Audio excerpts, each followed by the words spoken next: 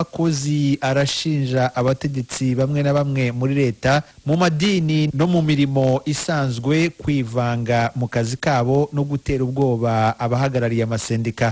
Babivugiye mu kiganiro bahaye abanyamakuru kuri uyu wa gatandatu mu mujyi wa Bujumbura. Ni inkuru y'umunyamakuru w'Ijwi ry'Amerika Eloge Wiri Kaneza.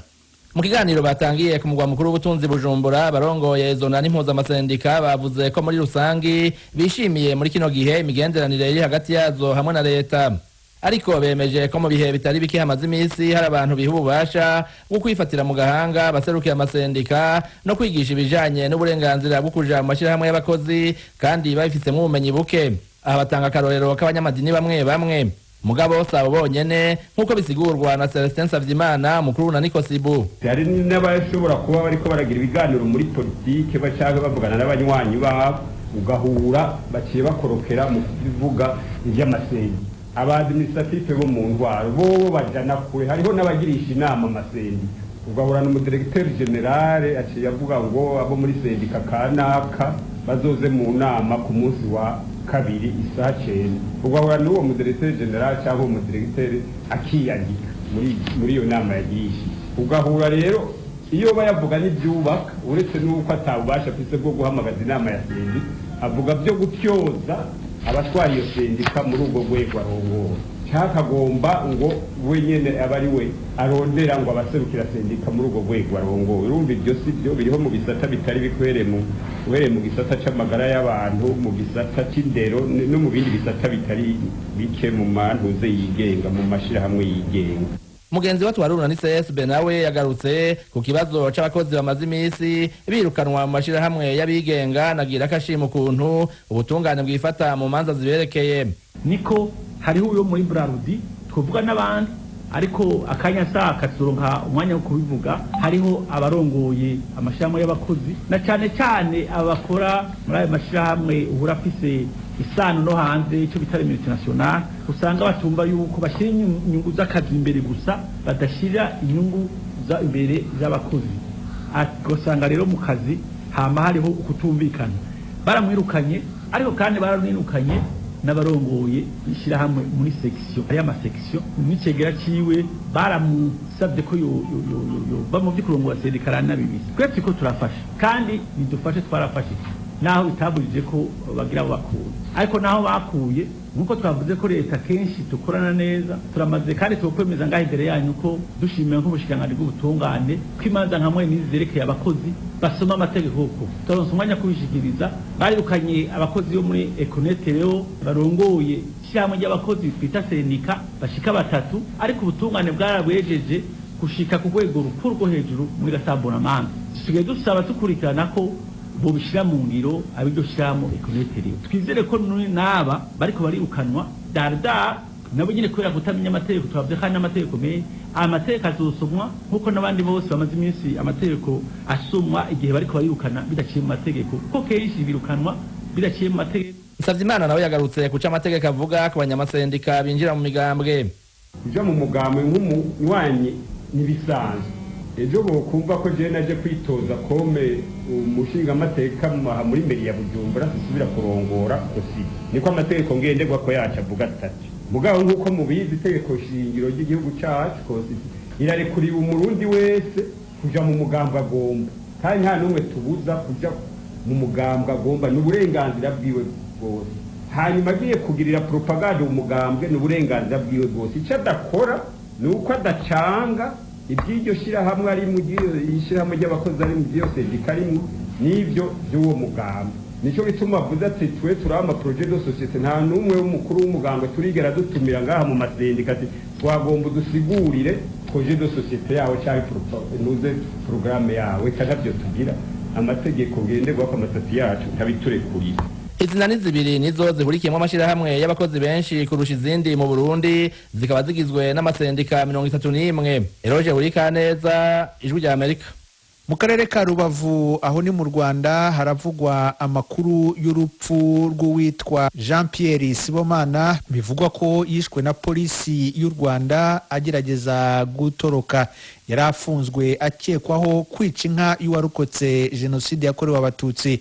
Ni inkuru y'umunyamakuru w'Ijwi ry'Amerika Claude Ganza Munyamagana. Kuwa gatatu w'iki cyumweru dusoza nibwo polisi y'u Rwanda ikorera mu karere ka Rubavu yatangaje ko yafashe Sibomana Jean Pierre w'imyaka 35 y'amavuko akekwaho kwica inka ya Nyiramagore Rachel w'imyaka 48 akaba ari n'umupfakazi w'abana batatu warokotse jenoside yakorewe abatutsi mu 1994.